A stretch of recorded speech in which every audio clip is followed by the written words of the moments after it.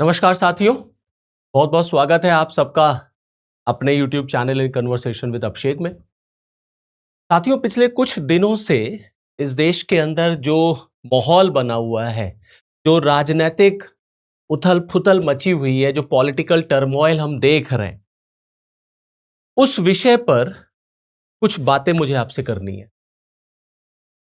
दरअसल पिछले कुछ दिनों से जिस तरीके से जंतर मंतर पर जो इशू क्रिएट हुआ है, जहां हमने देखा सोनम वांगचू का हंगर स्ट्राइक, भूख हड़ताल, वहीं अभिजीत दीपके नामक बनाई गई एक पार्टी, कॉकरोच जनता पार्टी की तरफ से एक आंदोलन की जो शुरुआत की गई, सोनम वांगचू का भूख हड़ताल वहां पर हुआ।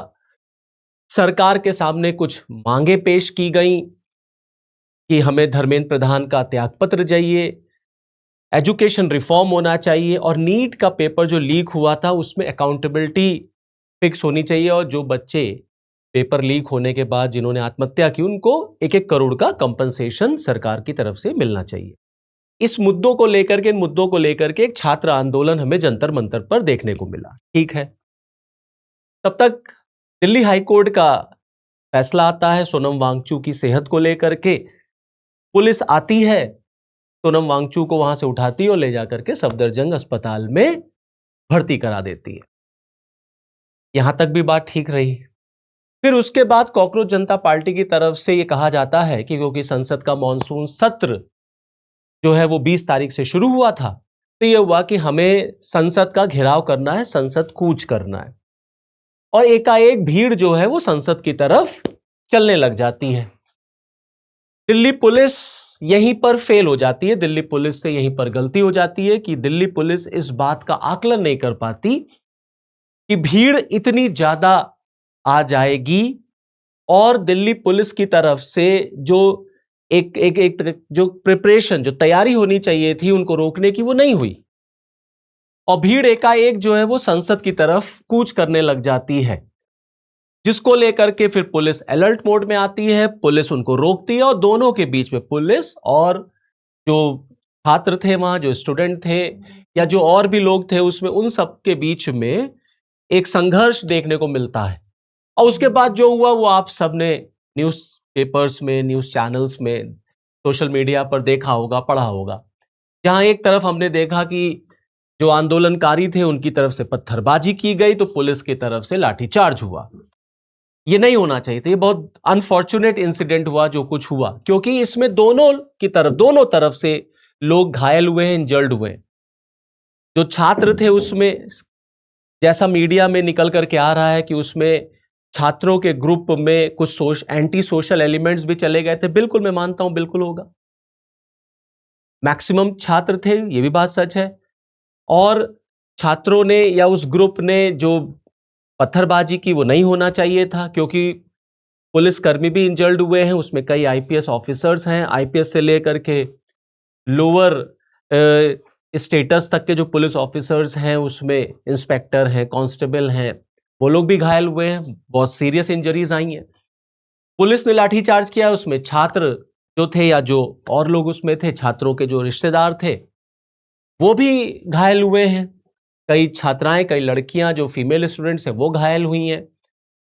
पुलिस को क्लियर कट मैसेज था, क्लियर कट इंस्ट्रक्शन था कि गोली नहीं चलेगी, किसी भी सूरत में गोली नहीं चलानी है पुलिस को।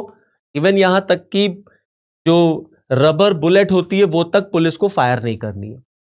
अच्छा, ऐसी स्थिति में जब पुलिस को ये इंस्ट्रक्शंस होते हैं कि आप लिमिटेड मेथड का यूज करेंगे किसी भी ग्रुप को कंट्रोल करने के लिए, तो पुलिस के लिए बहुत चैलेंजिंग हो जाता है, बहुत दिक्कत आ जाती है कि कैसे इतने बड़े मॉब को हम कंट्रोल करें। ये हमने देखा जो कुछ हुआ दिल्ली के जंतर मंतर पर, और फिर वहां से जो संसद मार्च हुआ रहा था उसमें हमने सबने देखा जो तस्वीरें, जो पिक्चरें आई। मैं फिर कह रहा हूं कि ये बिल्कुल नहीं होना चाहिए था। अब इस पर राजनीति भी गरमाई हुई है। कल राहुल गांधी, कांग्रेस पार्टी के सब लोगों ने मिलकर के प्रधानमंत्री आवास का घेराव किया, प्रधानमंत्री आवास के सामने जाकर के उन लोगों ने धरना प्रदर्शन दिया, पुलिस ने उन लोगों को अरेस्ट भी किया हुआ है। कुल मिलाकर के जो ये माहौल बना हुआ है ये बिल्कुल भी ठीक नहीं है, क्योंकि जो आंदोलनकारी हैं उनकी जो मांग है अगर इस मांग को सरकार ने पहले ही मान लिया होता तो ये आंदोलन, ये घटना ही ना घटती। जो आंदोलनकारी हैं उनकी मांग क्या थी? धर्मेंद्र प्रधान का त्यागपत्र करा देना।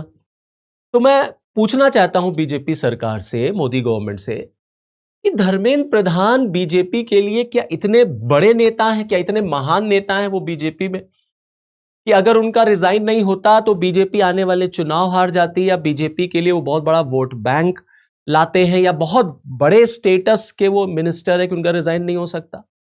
और ये जो बीजेपी बार बार कहती है कि मोदी गवर्नमेंट में त्यागपत्र नहीं होता, ये कौन सा एग्जाम्पल आप सेट कर रहे हैं कि मोदी गवर्नमेंट एक ऐसी गवर्नमेंट है जिसमें किसी मिनिस्टर का रिजाइन नहीं होता क्योंकि सारे मिनिस्टर जो है वो एक्सेप्शनली वेल हैं और एक्सेप्शनल काम करते हैं।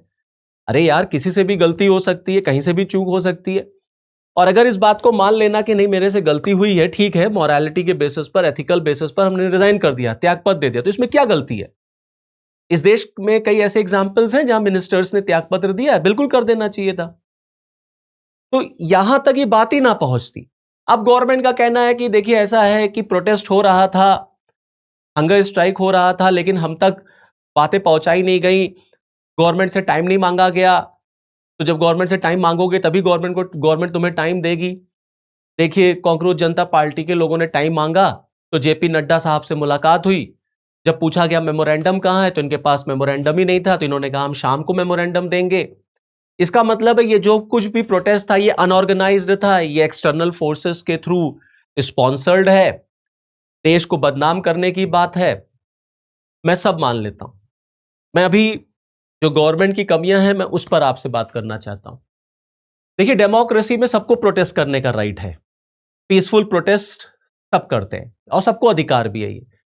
अगर कोई ऐसा मुद्दा छाया हुआ है जैसे एजुकेशन से रिलेटेड ये मुद्दा है, एजुकेशनल रिफॉर्म, तो एजुकेशनल रिफॉर्म करने में क्या क्या प्रॉब्लम है? होनी ही चाहिए एजुकेशनल रिफॉर्म। भाई, इस देश में अगर सबसे बड़ी समस्या कोई है तो एक है एजुकेशन, शिक्षा, और एक है स्वास्थ्य। एजुकेशन और हेल्थ, इस देश का सबसे पुअर इंफ्रास्ट्रक्चर अगर कहीं है तो वो एजुकेशन में है और हेल्थ में। एजुकेशन में स्पेशली जब हम प्राइमरी स्कूलिंग की बात करते हैं, गांव देहात की बात करते हैं, और मैं किसी गवर्नमेंट के फेवर में नहीं हूं, ना मैं किसी गवर्नमेंट के अगेंस्ट में हूं। राइट फ्रॉम इंडिपेंडेंस, आजादी से लेकर 2026 तक अगर आप देख लें, चाहे केंद्र की सरकारें हो चाहे राज्य की सरकारें हो, सारी सरकारें फेल हुई हैं इस देश में एजुकेशन सिस्टम को रिफॉर्म करने में, क्योंकि पूरी तरीके से इस देश के एजुकेशन सिस्टम का कॉर्पोरेटाइजेशन हो चुका है, बड़े बड़े माफिया आ गए हैं। और क्योंकि इस राज्य फेल हो गया एजुकेशन सिस्टम में, तो प्राइवेट सेक्टर ने डोमिनेट कर लिया। अब एजुकेशन सिस्टम इस देश में बिकता है, जिसके पास जितना पैसा है वो उतनी महंगी एजुकेशन सिस्टम ले लेता है, वो उतनी महंगी एजुकेशन, वो उतनी महंगी पढ़ाई कर लेगा। खास तौर से इंटर तक की जब हम बात करते हैं, क्या स्थितियां हैं स्कूलों की, कॉलेजेस की, हम सब जानते हैं। इंटर के बाद जब आप आते हैं, यूनिवर्सिटीज में आप आते हैं, आईएम्स में आप जब जाते हैं, मेडिकल कॉलेज में, इंजीनियरिंग कॉलेज में, आईआईटीज में जब आप जाते हैं, तब आप इसी का उल्टा रूप देखते हैं। इंटर तक इस देश में माँ बाप अपने बच्चों को प्राइवेट स्कूल में पढ़ाना चाहते हैं, हायर एजुकेशन में वो गवर्नमेंट के इंस्टीट्यूट्स में जाते हैं। तो जब गवर्नमेंट हायर इंस्टीट्यूट्स में इतना अच्छा काम कर सकती है तो why not till inter, inter तक भी अच्छा काम कर सकती है, क्योंकि इतना ज्यादा नेक्सेस है। और बड़े बड़े जो मिनिस्टर्स हैं, जो सांसद हैं, जो विधायक हैं, उनके स्कूल कॉलेजेस चलते हैं, तो गवर्नमेंट चाह करके भी बहुत अच्छा काम एजुकेशन रिफॉर्म में कर नहीं पाती। आप स्कैंडिनेवियन कंट्रीज को उठा के देख लीजिए, यूरोपियन कंट्रीज को उठा के देख लीजिए, भारत से छोटी अर्थव्यवस्थाएं हैं, लेकिन क्या एजुकेशन सिस्टम है वहां का। आप चाइना को देख लीजिए, इतनी बड़ी पॉपुलेशन है, लेकिन एजुकेशन सिस्टम देख लीजिए आप वहां का। हेल्थ इंफ्रास्ट्रक्चर देख लीजिए आप भारत का क्या है। किसी भी अस्पताल में आप चले जाइए, लोग लाइन लगाए खड़े हुए हैं। हेल्थ इंफ्रास्ट्रक्चर में भी प्राइवेट सेक्टर डोमिनेट करता है, सरकारी अस्पताल में कोई जाना नहीं चाहता। तो अल्टीमेटली अगर इस बात की डिमांड रखी गई कि एजुकेशन सिस्टम में रिफॉर्म होना चाहिए, तो सरकार को इस पर अटेंशन पे करना चाहिए था। नीट का पेपर लीक होना या कोई भी पेपर लीक होना, मैं केवल नीट की बात नहीं कर रहा हूं, कोई भी पेपर लीक हो, और पेपर लीक होते रहे हैं इस देश के अंदर, चाहे वो सेंटर के हों और चाहे वो स्टेट के हों। स्टेट के भी एग्जाम्स के पेपर लीक होते हैं, ये बहुत सीरियस मैटर है हर सरकारों को, चाहे वो केंद्र की हो, चाहे राज्य की हो, चाहे किसी पार्टी की हो। सबको इस बारे में बहुत सीरियस होकर के सोचना चाहिए, क्योंकि ये इस देश के भविष्य से जुड़ा हुआ सवाल है, इस देश के युवाओं से जुड़ा हुआ सवाल है।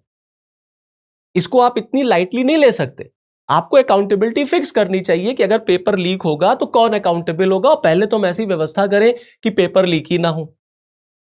टाइम से पेपर हो, टाइम से नोटिफिकेशन आए, टाइम से वैकेंसी आए, टाइम से एग्जाम हो, टाइम से रिजल्ट मिले, टाइम से ज्वाइनिंग हो जाए। तो इस देश का युवा जो है वो फ्रस्ट्रेशन में, वो डिप्रेशन में, वो सुसाइड नहीं करेगा। कितना दुर्भाग्यवश रहा कि नीट का पेपर लीक हुआ और कुछ बच्चों ने 18 साल, 17 साल, 19 साल के बच्चों ने सुसाइड कर लिया। यह सरकार को इसकी नैतिक जिम्मेदारी लेनी चाहिए थी, और अगर कोई लोग इसकी मांग कर रहे थे तो सरकार को बिल्कुल उन्हें इनवाइट करना चाहिए था, उनसे बातचीत करनी चाहिए थी। यह सरकार की गलती रही, सरकार की चूक रही। और ये एक आंदोलन नहीं है, यह आंदोलन आज है कल खत्म हो जाएगा।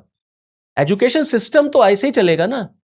तो हमें ऐसी व्यवस्था लानी चाहिए कि एजुकेशन सिस्टम हमारा इतना बेहतर हो जाए, और ये जो संविधान निर्माता रहे हैं उनका ख्याल, उनका एक सपना था, ख्वाब था कि इस देश के प्रत्येक नागरिक को बेहतर शिक्षा और सस्ती शिक्षा मिलनी चाहिए। आज देख लीजिए क्या स्थिति है, शिक्षा कितनी महंगी होती चली है, लूट मची है शिक्षा में, लूटा जा रहा है शिक्षा में, और सरकार सब कुछ देख रही है लेकिन सरकारें कुछ नहीं कर पा रही हैं। तो अगर ये डिमांड रखी गई धर्मेंद्र प्रधान का रिजाइन, तो बिल्कुल हो जाना चाहिए था रिजाइन। जिस दिन पेपर लीक हुआ था उसी दिन धर्मेंद्र प्रधान का रिजाइन होना चाहिए था। अब पता नहीं क्या बीजेपी की मजबूरी है, पता नहीं क्या मोदी गवर्नमेंट की मजबूरी है। मोदी गवर्नमेंट इससे बड़ा प्राउड फील करती है जब वो कहती है कि इतने सालों में हमने कोई रिजाइन नहीं करवाया किसी मिनिस्टर से। तो बिल्कुल अगर कोई मिनिस्टर रिजाइन कर देगा तो उसमें कोई बहुत बड़ी बात नहीं है, उसमें कोई बदनामी भी नहीं होती। डेमोक्रेसी में ये सब चलता रहता है।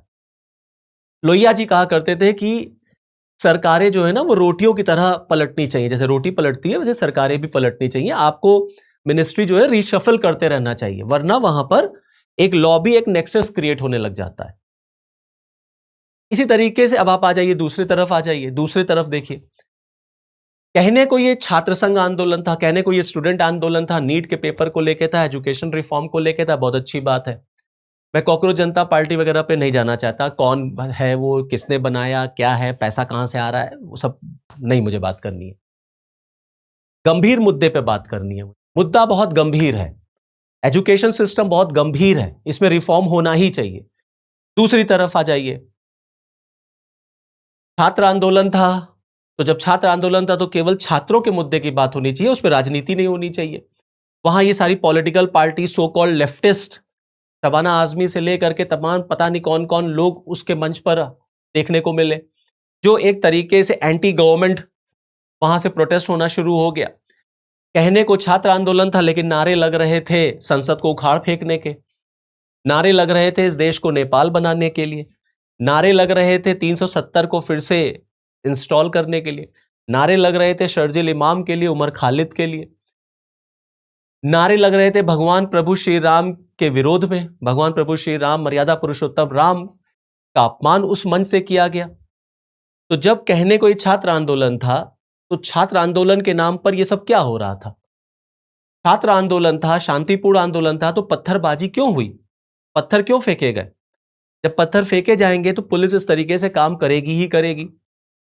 तो असल में दरअसल बात यह है कि ऐसी व्यवस्था से, इस तरीके से जो गंभीर मुद्दा होता है वो कहीं ना कहीं पीछे हो जाता है, और फिर वही हुआ और या फिर वही होगा। जो मुद्दा, मेन मुद्दा है एजुकेशन को लेकर के या पेपर को लीक को लेकर के, वो तो गायब हो जाएगा। और वो गायब हो गया क्योंकि इस तरीके से जब कोई भी मूवमेंट हाईजैक हो जाता है तो उस मूवमेंट का जो बेसिक सोल होता है वो कहीं ना कहीं डिस्टर्ब हो जाता है, वो कहीं ना कहीं डिस्ट्रॉय हो जाता है। तो अल्टीमेटली कहने का मतलब मेरे ये है कि अगर स्टूडेंट प्रोटेस्ट था तो उसमें स्टूडेंट्स के हितों की बात होनी चाहिए थी, उसमें सिर्फ और सिर्फ स्टूडेंट के हितों की बात होनी चाहिए थी, उसमें राजनीतिक माहौल बनाने की जरूरत नहीं होनी चाहिए थी। और दूसरी तरफ जैसे सरकार ने इसको किया, भाई देखिए लाठी चार्ज इस देश में किसी प्रोटेस्ट पर या किसी प्रोटेस्टर पर पहली बार नहीं हुआ है। अन्ना हजारे का आंदोलन हुआ था, बाबा रामदेव का आंदोलन हुआ था, हम सबने देखा दिल्ली पुलिस ने किस तरीके से रात में जाकर के बाबा रामदेव के प्रोटेस्ट पर लाठी चार्ज की थी। किस तरीके से हुआ था सबने देखा था, आज भी आपको मीडिया में वो मिल ही जाएगा। एक दौर वो था जब जयप्रकाश नारायण जी का आंदोलन हुआ था तो आपातकाल तक लगाना पड़ गया इस देश के अंदर। तो कहने का मतलब मेरे ये है कि देखिए, राजनीति अपनी जगह है, बाकी सारी चीजें अपनी जगह हैं। सरकार से मेरा ये हम्बल रिक्वेस्ट है, चाहे केंद्र की या राज्य की, और जितने लोग मुझे देख रहे हैं, सुन रहे हैं, मेरे सभी साथी, सभी छात्र छात्राएं, उन सब से मैं ये बात कर रहा हूं, उन सब को मैं एड्रेस कर रहा हूं, गवर्नमेंट को भी, जिन तक ये वीडियो मेरा पहुंचेगा, कि हमें इस देश में एजुकेशन सिस्टम और हेल्थ इंफ्रास्ट्रक्चर पर काम करना होगा। हमें अपने इस देश में शिक्षा व्यवस्था को सुधारना होगा। युवाओं के अंदर ये कॉन्फिडेंस बिल्डअप करना पड़ेगा कि पेपर टाइम पे होगा, रिजल्ट टाइम पे आएगा, वैकेंसी टाइम पे आएंगी और आपको नौकरी टाइम पर मिलेगी।